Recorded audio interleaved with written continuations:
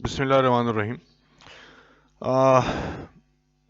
Depreciation को I thought कि मैंने मुकम्मल कर लिया था, लेकिन फिर when I was going through your book, तो उसमें पता चला कि एक जो और तरीके से जो है ना एडजस्टमेंट या कैलकुलेशन जो है ना वो दी गई है। तो चूंकि अभी हम कर ही रहे हैं, तो इस वजह से मैंने कहा कि पहले इसको मैं समझा के फिर मैं अपने नेक्स्ट टॉपिक के ऊपर जाऊं, अदरवाइज ये चीज़ रह जाएगी। और वो टॉपिक भी था कि बुक वैल्यू वो क्या है। ठीक है। अब उस टॉपिक को समझाने के लिए जो है मैं इसको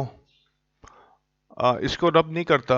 आई थिंक यहाँ मैं रब कर देता हूँ। हाँ, क्योंकि वो एक स्टैंड अलोन जो है, थोड़ा सा मैं चाह रहा हूँ कि पीछा भी आपके रहे ना, तो आप जो है ना समझ जाएं ये कैलकुलेशन ये कैलकुलेशन सही है।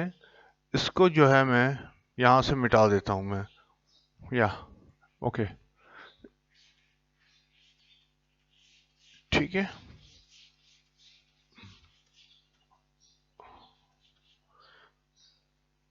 अच्छा जी।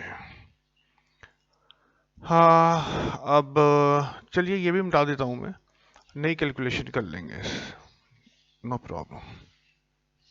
थोड़ा सा टाइम लगेगा, बट तुम लोग जो है ना सही समझ जाओगे इस चीज़ को जो है। अब ये एक सिचुएशन ये आती है आपके पास, ये डी थी। ठीक है, डी चल रही थी, डी 1 2 3 ये था। अब ये एक बिल्कुल अलग है, मैं इसको ई लिखता हूं। सही है, सिचुएशन ई है। और ये क्या कहता है, इसके अंदर जो है वो इंफॉर्मेशन दे रहा है सॉल्वेज रेजिडुअल वैल्यू की। क्या इंफॉर्मेशन दे रहा है, एसेट्स रेजिडुअल वैल्यू, या एसेट सॉल्वेज वैल्यू, या और कौन सा होता है ये, सॉल्वेज वैल्यू, रेजिडुअल वैल्यू, या रीसेल रीसेल वैल्यू। ये लफ्ज भी इस्तेमाल हुआ है, रीसेल वैल्यू। ठीक है। अब यहां पे जो है ये एक नई सिचुएशन बिल्कुल आई है कि रेजिडुअल वैल्यू या सॉल्वेज वैल्यू या resale value after completing, remember, यहाँ पे मैं लिख दूं ये मैं लाइन, अबे यार ये लाइन में मिटाऊं, जल्दी लाइन लगा ली। आफ्टर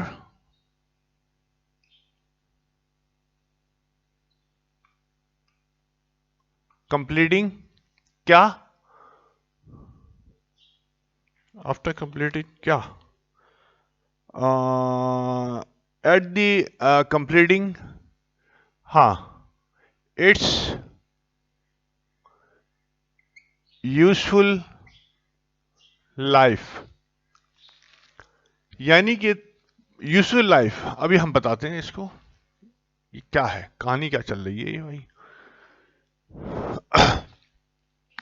आप कोई ना कोई भी आप एसेट खरीदते हैं। ठीक है, ये नॉर्मल एक रूटीन है।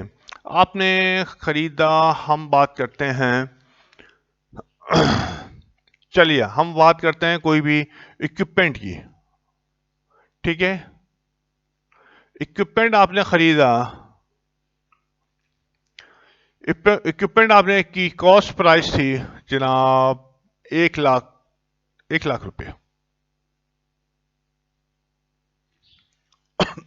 हमने, ठीक है, 1 लाख रुपए जो है ना इक्विपमेंट की कॉस्ट थी, ये आपने खरीदी। आपने कहा कि डेप्रिशिएट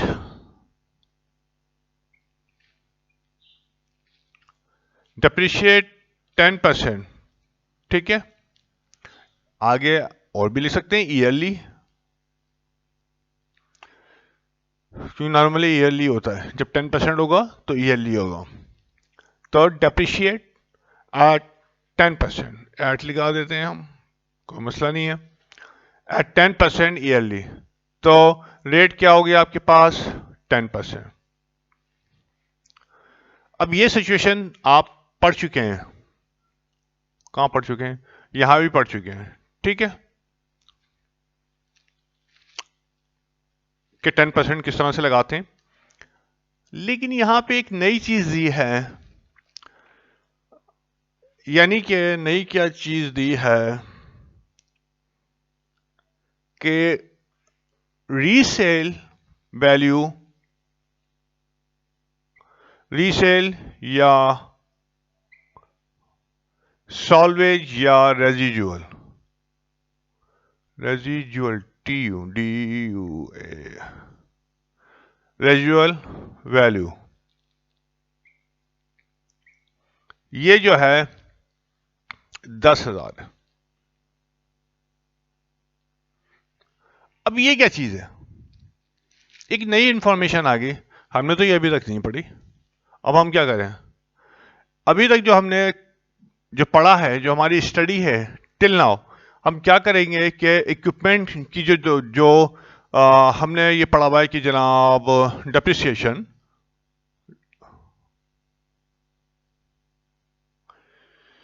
डेप्रिसिएशन जो होता है वो होता है रेट मल्टीप्लाई बाय कॉस्ट। ये हमने पढ़ा है और इसी पे हम अप्लाई करते हैं। कैसे करते हैं? 10% मल्टीप्लाई बाय 1,00,000, ठीक है, तो ये हो जाएगा 10,000। इसकी वैल्यू मैं तब्दील कर दूंगा, नहीं दोनों मिल रहे हैं, मुश्किल हो जाएगी। 8,000 है। तो डेप्रिसिएशन आपके पास एक्सपेंस कितना आ गया? कितना कैलकुलेट किया आपने? हर साल ईयरली 10,000 आपने ईयरली जो है डेप्रिसिएशन जो है चार्ज करना है, ठीक है। यही कैलकुलेशन हमने पीछे देखी थी, किस तरीके से जो है हमने निकाली थी इसमें। अब क्या बात होती है कि यहां पे इसने बुक वैल्यू की बात नहीं की, WDV की बात नहीं की, सही है ना, जो हमने पीछे एग्जाम्पल में देखा था, या उसकी बात नहीं की, बल्कि उसने एक नई इंफॉर्मेशन दे दी, रीसेल रेजिजुअल या सॉल्वेज वैल्यू 8,000 रुपए। अब क्या होगा? अब हम जो है इस फॉर्मूले को चेंज कर देंगे। चेंज, जो हमारे पास नॉर्मल फार्मूला है, फार्मूले को चेंज करेंगे। क्यों करेंगे? हैं? तो अब इसको चेंज करने के लिए हमें यह बताना पड़ेगा कि रेजिजुअल वैल्यू या सॉल्वेज वैल्यू एक्चुअली है क्या चीज। यह है कि जब, राइट, मैं आई थिंक इसको अभी थोड़ा सा तुम लोगों के जहन में आ गया होगा कि ये चीज जो है हम पढ़ रहे थे, ठीक है। सो आई मस्ट इसको रब कर देता हूं, तुम्हारे पास लिखा हुआ तो होगा, क्योंकि I have to write it down, सही है। तो ये मैंने यहां पे इसको मैं मिटा देता हूं।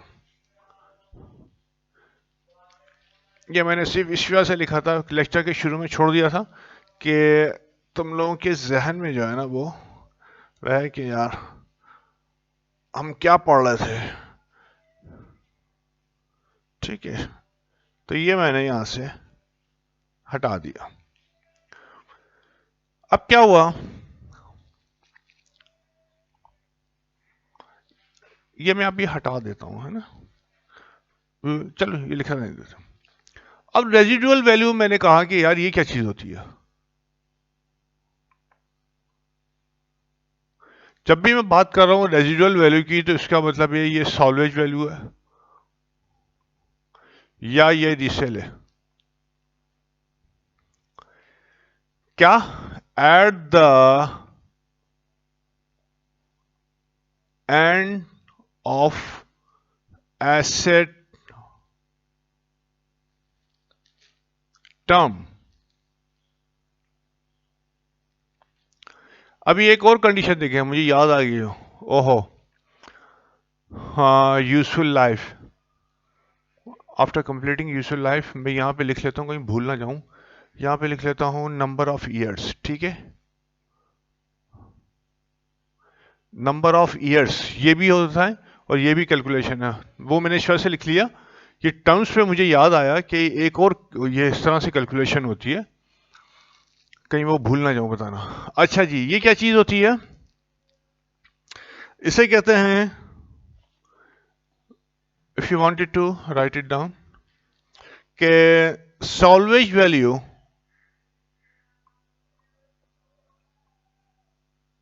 सॉल्वेज वैल्यू is estimated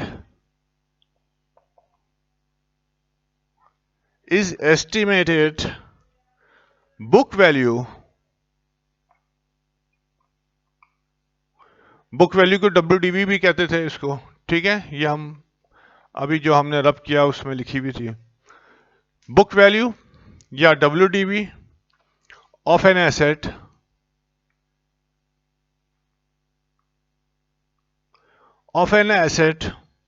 ठीक है, after deducting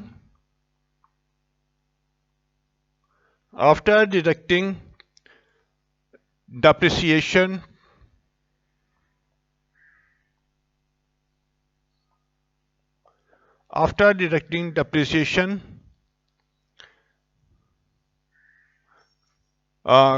complete depreciation completely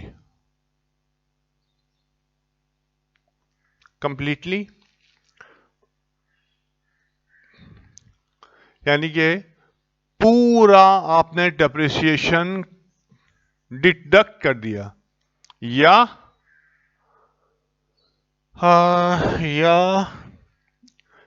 after deducting depreciation completely और ऑफ एन एसेट, और ठीक है, और salvage value is estimated book value, दूसरी यहां पे चलो पूरी लिख लेते हैं हम, ठीक है, तो सॉल्वेज यहां पे दूसरा लिखते हैं रेजिजुअल वैल्यू, दोनों सेम ही है, remember residual value is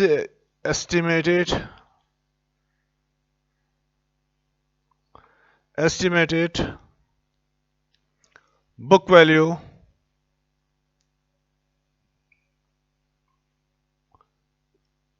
BV at the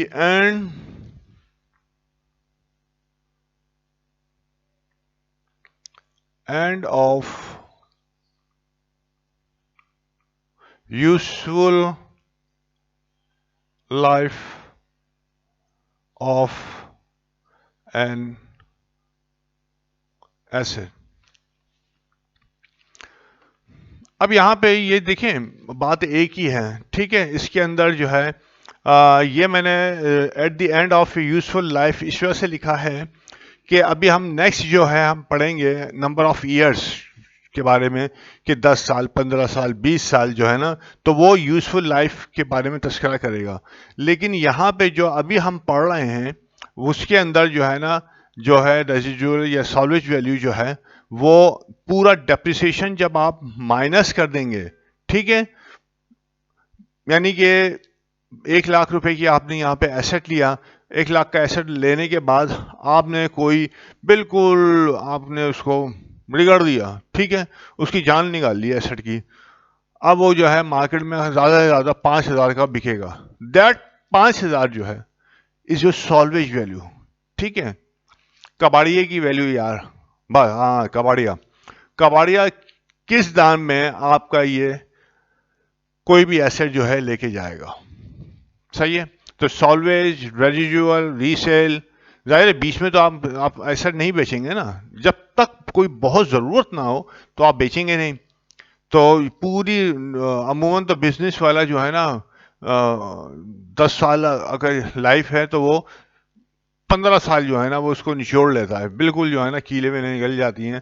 क्या होती है फर्नीचर की, और क्या कहते हैं एसी वगैरह जो लगे होते हैं उसके तार वार लटक जाते हैं। फिर जाके भी जो है वो कबाड़ी को बुलाता है, कहता है कितने का है, वो कहेगा 1,000 रुपये दूंगा, तो वो कहता 1,500 में ले जा भाई तू। तो ये कबाड़ी की वैल्यू होती है, सॉल्वेज वैल्यू, ठीक है। अब जो है तो वो जिस कीमत पे, अब मुझे तो नहीं पता ना कि मैंने कोई एसी लिया, ठीक है, या मैंने प्रिंटर लिया, तो वो मैं 10 साल के बाद वो कितने का बिकेगा, अब मुझे तो नहीं मालूम। मैं तो एक एस्टिमेट लगा रहा हूँ। मुझे इस वजह से नहीं पता कि हो सकता है कि मैंने कोई प्रिंटर लिया, टेक्नोलॉजी चेंज आ गई, उससे अच्छा प्रिंटर आ गया, सही है, तो मैंने एस्टिमेट लगाया कि यार ये जो है ना 3,000 रुपये का मेरा बिक जाएगा, लेकिन पता चला कि वो जो है ना 3,000 से भी पहले का बिक जाएगा। तो जो वो कीमत होगी बिकने की जो है ना, तो ये एक एस्टिमेट होता है कि ये कंफर्म नहीं होता कि 3,000 मैंने लगाई थी तो 3,000 का ही जो है ना ये बिकेगा। ये कि it's an estimation that assets after useful, after complete, यानी कि हमने टेकिंग उसका यूज जो है, after taking complete use of that asset, सही है, तो वो इतने का how much amount it will give us when we sell it to the कबाड़िया। अब जो है ये एक एस्टिमेशन होती है। अब मैंने कहा कि मैंने ये जो एसेट खरीदा है 1,00,000 रुपए का, यहाँ पे कहाँ गया ये 1,00,000 रुपए का, और मैंने कहा कि ये जो है 8,000 रुपए का बिक जाएगा, ठीक है, 8,000 रुपए का बिक जाएगा। कितने साल में, आई डोंट नो कितने साल में, ठीक है, क्योंकि यहां मैंने एक एस्टिमेशन लगाई है कि अगर मैं सालाना इसको 10% डेप्रिशिएट करूं तो आखिर में नियरली जो है ना 10 साल तो मैं इसको इस्तेमाल कर सकता हूं, और 10 साल के बाद जो है ये 8,000 का बिक जाएगा। अब जो है अब क्या होगा, अब यहां पे सवाल पैदा ये होता है कि डेप्रिसिएशन मैं कॉस्ट पे लगाऊं, सही है, या कोई और वैल्यू पे लगाऊं, दैट इज द क्वेश्चन, सही है। ये $1,000,000 क्वेश्चन है। एक मिनट मुझे दीजिए, आप लोग सोचिए जी। तो हम ये बात कर रहे थे कि अब मसला ये है कि चूंकि हमने बात की है कि हम कॉस्ट पे लगाते थे, राइट। अब जब कॉस्ट पे लगाते थे तो भाई जब मैं कॉस्ट पे लगाऊंगा तो मैं इस अमाउंट को भी डेप्रिशिएट कर दूंगा। मैं तो पूरी अमाउंट जो है लगाऊंगा, कितना सही है, 10,000 रुपये में ईयरली लगाऊंगा, और 10,000 डेप्रिसिएशन, ये मैं अभी मिटाता हूँ यार, ये बाद में अभी करता हूँ। तो यानी कि इन 10 ईयर्स क्या होगा, मैं कितना डेप्रिसिएशन, टोटल डेप्रिसिएशन कितना लगा दूंगा, टोटल डेप्रिसिएशन या अलाउंस एक्यूमुलेटेड डेप्रिसिएशन कितना हो जाएगा मेरे पास। यस, इस तरह से मैं बताऊं, एक्यूमुलेटेड डेप्रिसिएशन मेरे पास कितना बैलेंस होगा लेजर में, लेजर बैलेंस मेरे पास कितना होगा, ठीक है। ये मैंने कहा था कि एक्यूमुलेटेड इसके अंदर पूरा साल जमा होता है। तो अभी हम देखते हैं कितना बैलेंस होगा मेरे पास। हमने ये लेजर बनाया, अलाउंस फॉर डेप्रिसिएशन का मैंने लेजर बनाया। हर साल जो है इसके अंदर फर्स्ट ईयर 10,000 रुपये डेप्रिसिएशन आ गया, सही है, डेप्रिसिएशन से सेकेंड ईयर डेप्रिसिएशन आया 10,000 से, जिस तरह से हमने एंट्री डाल के सीखा है ना। फिर तीसरे साल मैंने एंट्री और डाल दी डेप्रिसिएशन की, 10,000 की और डाल दी। तो तीसरे साल के आखिर में कितना बैलेंस आ गया मेरे पास? 30,000। ठीक है। फिर चौथे साल मैंने, फोर्थ ईयर, फिर मैंने डेप्रिसिएशन की एंट्री डाली 10,000 रुपए, राइट। और बैलेंस यहां पे कितना आ गया? 40,000 रुपए। तो इस तरह से एक्युमुलेटेड डेप्रिसिएशन का बैलेंस हर साल बढ़ रहा है। क्यों? कि हर साल में डेप्रिसिएशन की अमाउंट जो है उसके अंदर डालता जा रहा हूं। और एक्युमुलेटेड डेप्रिसिएशन, इसको मैं एक्युमुलेटेड डेप्रिसिएशन लिखूं तो बेहतर होगा। एक्युमुलेट, इसको फिर से लिख देता हूं मैं।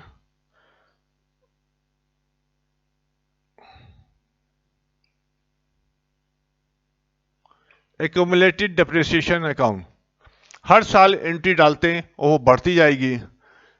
अब ठीक है,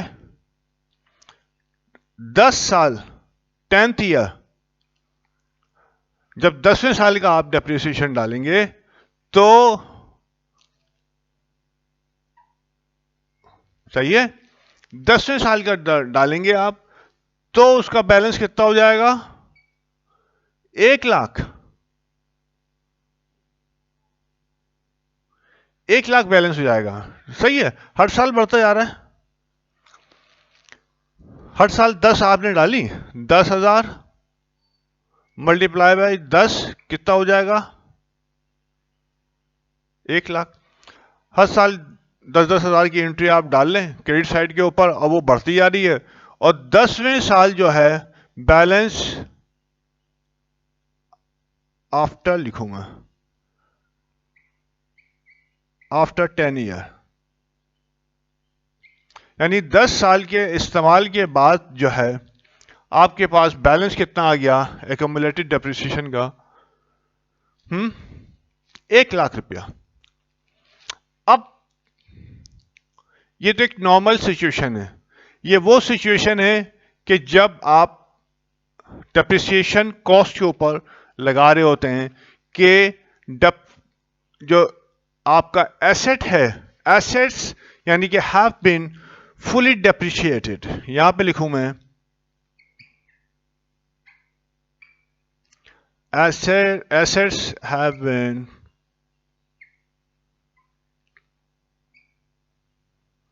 fully depreciated।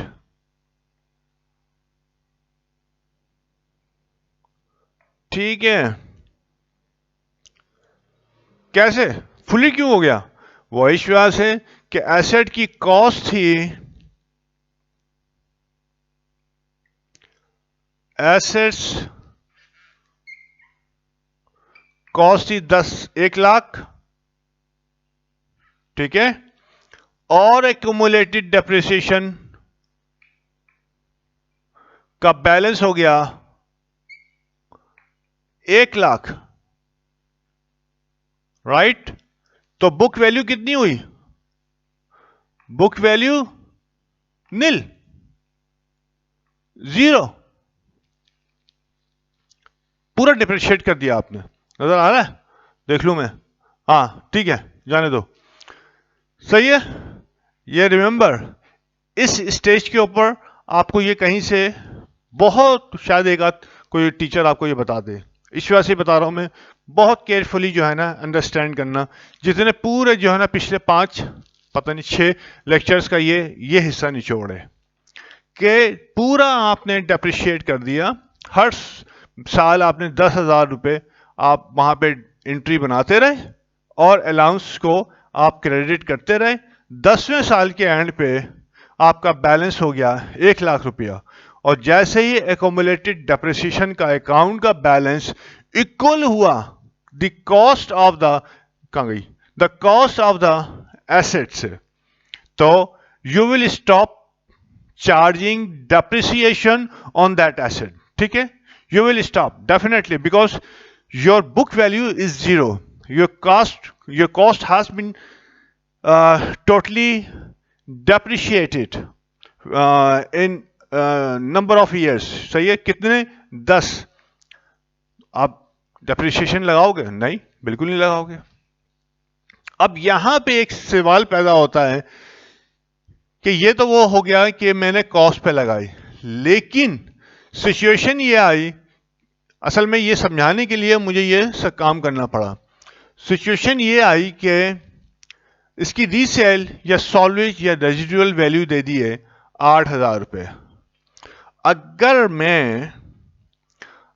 मैं पूरा जो है डिप्रिशिएट कर देता हूं 1 लाख से, तो क्या होगा? बुक वैल्यू तो मेरी 0 है। जब मैं ये एसेट बेचने चाहता हूं, ठीक है, तो मुझे प्रॉफिट हो जाता है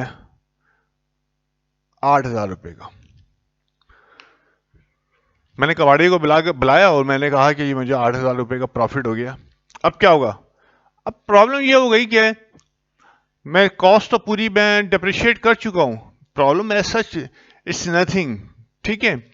असल में प्रॉब्लम ये होती है कि गेन और लॉस की कहानी होती है, वो थोड़ा सा अपर लेवल है, क्योंकि तुम्हारे अपर चैम्बर में इतनी अभी गुंजाइश नहीं है कि मैं वो बताऊं, समझाऊं।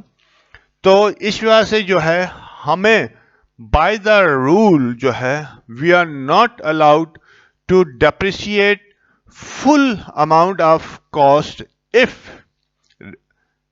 residual value या salvage value is given।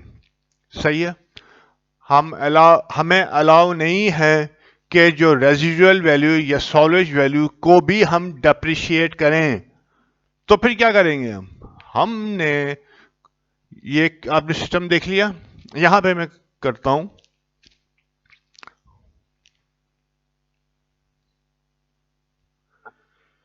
यहां पे मैं कॉस्ट में से, ठीक है, एसेट कॉस्ट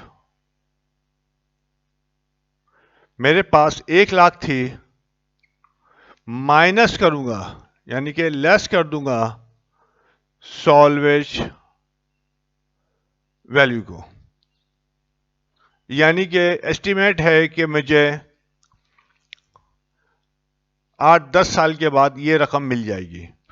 तो ये जो वैल्यू आएगी, आई 92,000 रुपीज, ये वैल्यू आई, ठीक है। ये जो वैल्यू कहलाती है, this is not your cost, ये है डेप्रिशिएबल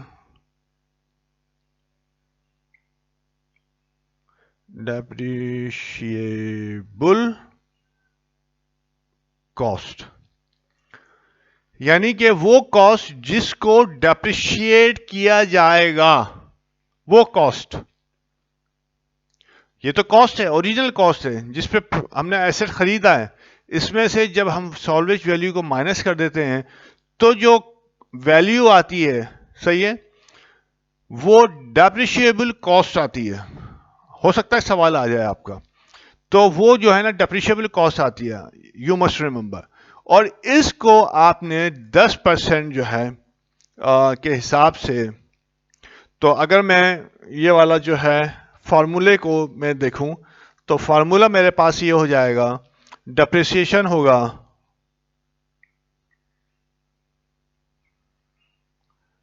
डेप्रिसिएशन एक्सपेंस, आप कैलकुलेट करेंगे कॉस्ट, ये रेट सही है, multiply by cost minus salvage value.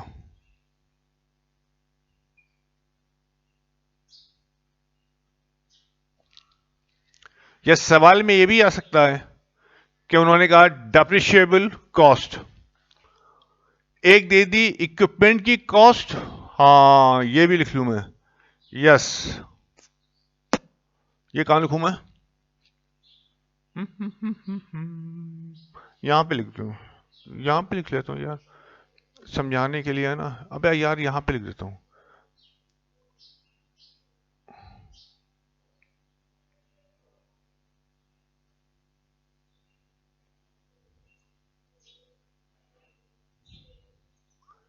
Depreciable cost 92,000 rupees. सही है। आपको बोला कि इक्विपमेंट कॉस्ट इतनी है, इसको मैं थोड़ा यहां पे लिख दूं ताकि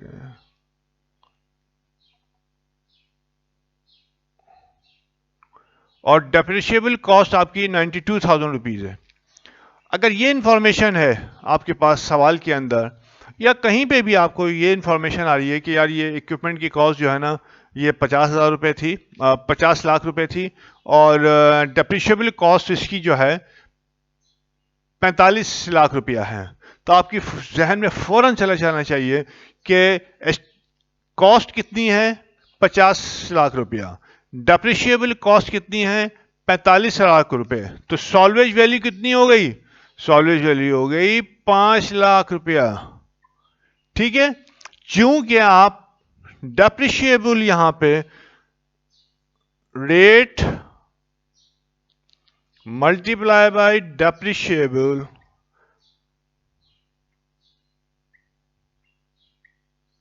कॉस्ट, ये किसके बराबर है, ये इसके बराबर है डेप्रिशिएबल कॉस्ट। डेप्रिशिएबल कॉस्ट जो है आपने देखा निकाल के कि डेप्रिशिएबल कॉस्ट जो है सॉल्वेज वैल्यू में से आप जब कॉस्ट में से सॉल्वेज वैल्यू निकालते हैं तो डेप्रिशिएबल कॉस्ट आती है।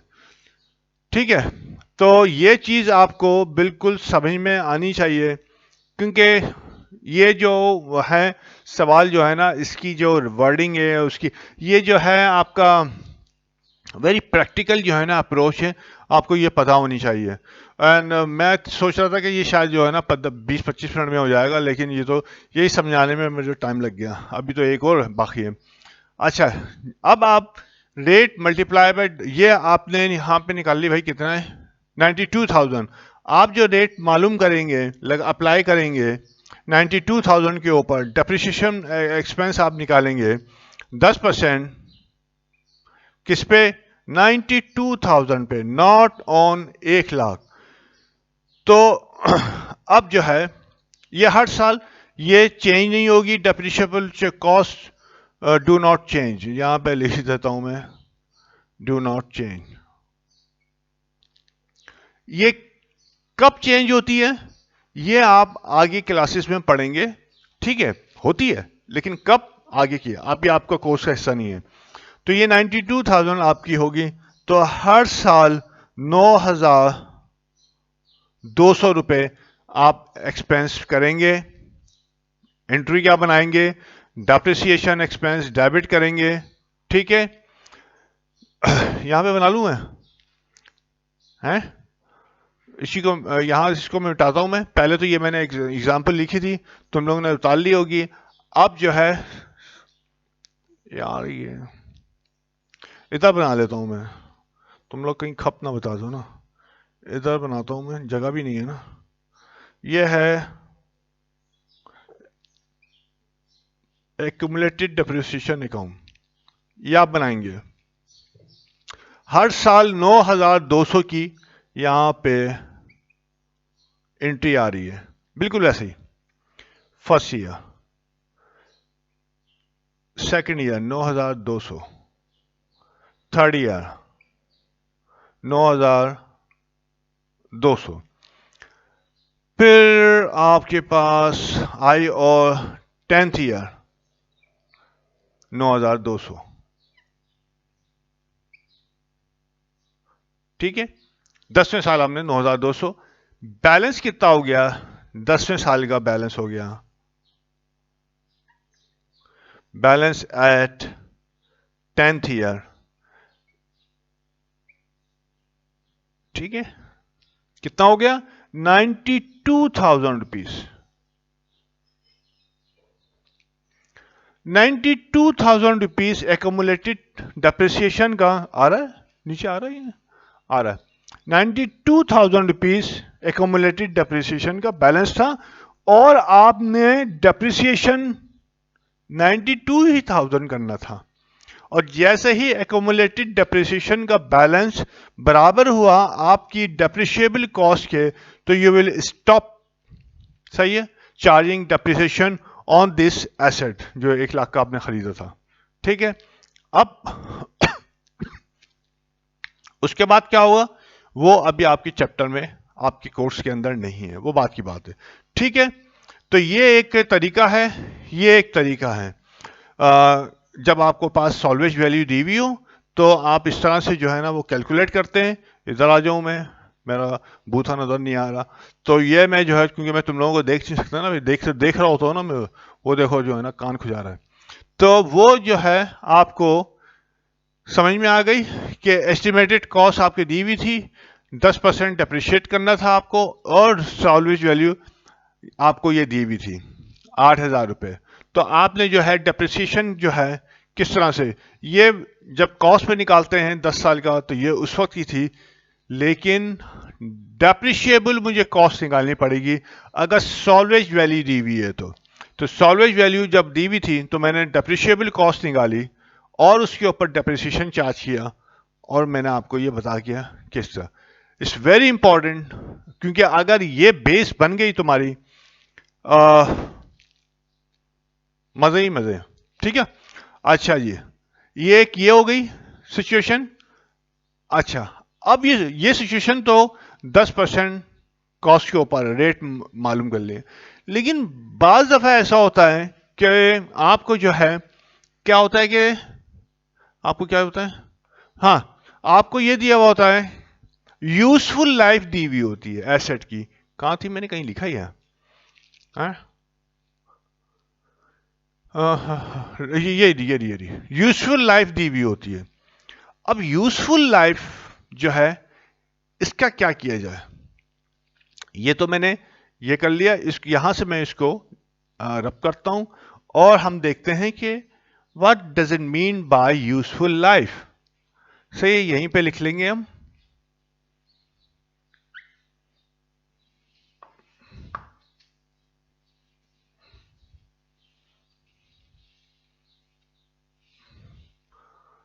सही है, अब यहां पे जो है एक और इंफॉर्मेशन दे दी कि useful life of asset is 10 year, 10 साल है। अब अब क्या किया जाए, मिसाल के तौर पर हमको रेट भी दिया हुआ है, हमको रेजिडुअल वैल्यू भी दी हुई है, हमको यूजफुल लाइफ भी दे दी 10 साल की, नजर आ रही है, हाँ, हमको यूजफुल लाइफ भी दे दी 10 साल की। अब क्या करें, ये तो इतनी सारी इंफॉर्मेशन हो गई है, तो हर चीज को किस तरह से आप करेंगे, आप जो है 10 साल जब आपको लाइफ दे दी गई है, तो इसका मतलब यह है कि आपने अपने एसेट को 10 साल तक इक्वली डेप्रिशिएट करना है। ठीक है, we will depreciate our asset by equal amount, सही है, on 10 years time। 10 साल तक आप इसको इक्वली डिवाइड करते रहेंगे, एंड योर क्या होता है, जो फॉर्मूला होगा आपका,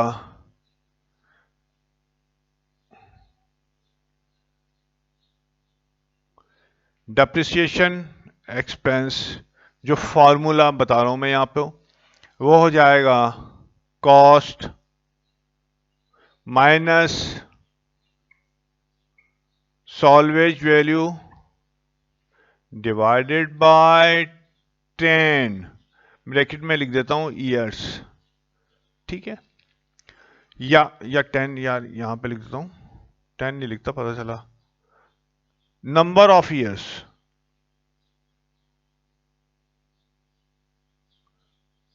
जितने साल उसकी यूजफुल लाइफ है, ये जितने साल इसकी यूजफुल लाइफ है वो नंबर ऑफ ईयर्स यहां पे आ जाएंगे। कोई मसला? No sir. ओके, अब मेरे पास कॉस्ट है 1,00,000 रुपए, माइनस किया मैंने 8,000 रुपए, ठीक है, और डिवाइड कर दिया 10 से।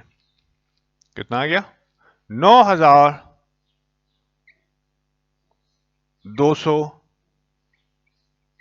पर ईयर, यानी डेप्रिसिएशन एक्सपेंस 9,200 पर ईयर। और ये आपको पता है ये क्या होती है? ये होती है डेप्रिशिएबल कॉस्ट। ये रही, ठीक है, ये रही कॉस्ट में से सॉल्वेज वैल्यू आपने माइनस की। तो हमें इंफॉर्मेशन जो है ना, what information is given in our question, तो we have to do the working accordingly. ये नहीं है कि लकीर के फकीर हमने बनना है, ये हो गया, ये हो गया, ये नहीं नहीं नहीं नहीं।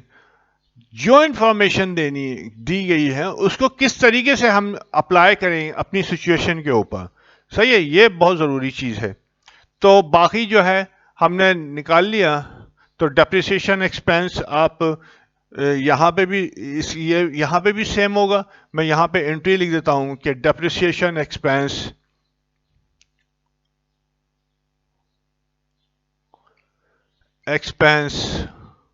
ये एडजस्टिंग एंट्री होगी आपके पास। डेप्रिसिएशन एक्सपेंस डेबिट 9,200 से, ठीक है, और एक्यूमुलेटेड डेप्रिसिएशन 9,200 से, ठीक है ना। अब आप ये देख लीजिए कि आपने क्या किया कि पहले जो है आपको पास सिर्फ ये इंफॉर्मेशन थी कि ये सॉल्वेज वैल्यू है और कॉस्ट थी, सॉल्वेज वैल्यू थी, उसमें से आपने माइनस किया और डेप्रिशिएबल कॉस्ट आई। डेप्रिशिएबल कॉस्ट के ऊपर आपने रेट लगाया और वो फिक्स रहता है, ठीक है, हर साल ये फिक्स रहेगा, क्योंकि जितनी डेप्रिशिएबल कॉस्ट है आप उतने से ही पूरे 10 सालों में, यानी कि उस वक्त तक आप उसको डेप्रिशिएट करते रहेंगे बाय इक्वल अमाउंट जब तक वो 92,000 नहीं हो जाती। और जैसे ही एक्यूमुलेटेड डेप्रिसिएशन का बैलेंस 92,000 आएगा, यू विल स्टॉप। सही है, 11वें साल आप नहीं एंट्री बनाएंगे। सही है जी।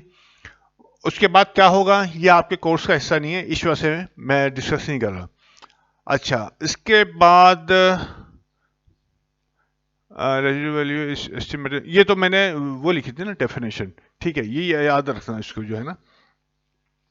उसके बाद अब क्या होता है कि वो ये कहता है कि यहाँ पे परसेंटेज की जगह वो ये दे देता है कि useful life of the asset, यानी कि ये एसेट कितने साल चलेगा, ये इंफॉर्मेशन नहीं देता आपको और ये इंफॉर्मेशन आपको दे देता है, ठीक है। डेप्रिशिएट यानी कि रेट नहीं देता आपको, इंफॉर्मेशन है, सही है। तो ये आपको ये भी बता रहा हूं आपको कि अगर प्रैक्टिकली कहीं बैठे होगे, सही है ना, तो किस तरीके से आपको अपने माइंड को इस्तेमाल करना है। तो उन्होंने कहा भाई डेप्रिशिएशन तो रेट तो चलो छोड़ो, तुम ऐसा करो कि ये इंफॉर्मेशन है और इसकी यूजफुल लाइफ जो है ना 25 साल है प्लांट की। अब आप क्या करोगे?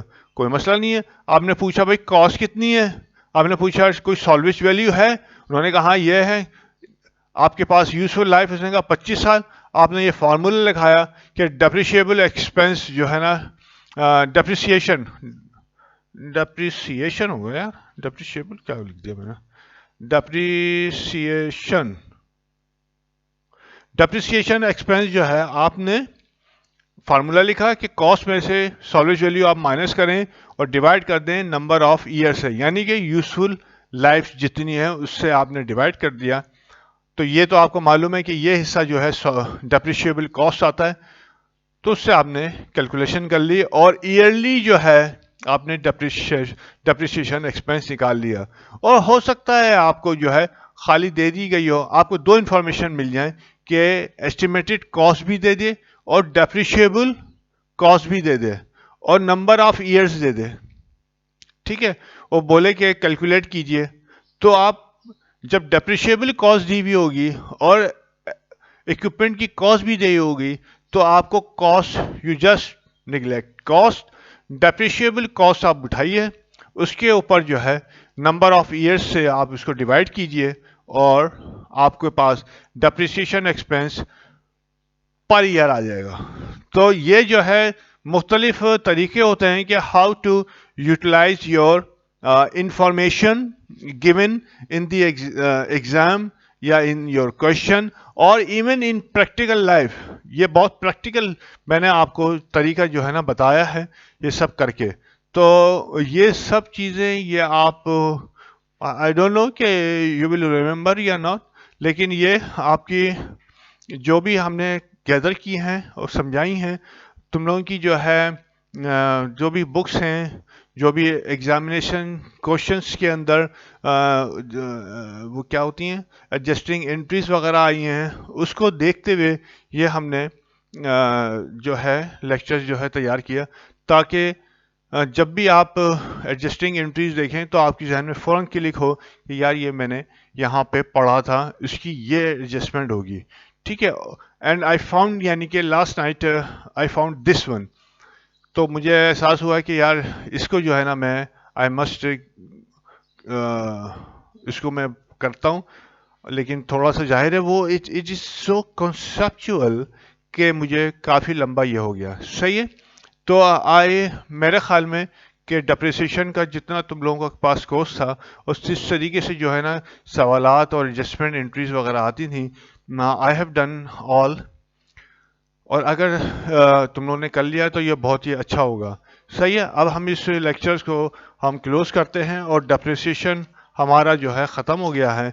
इससे आगे अब हम दूसरा लेक्चर शुरू करेंगे और उसमें दूसरी जो है हमारा जो होगा एडजस्टिंग एंट्री के बारे में वो हम स्टार्ट करेंगे। बहुत बहुत शुक्रिया। अस्सलाम वालेकुम, अल्लाह हाफिज़।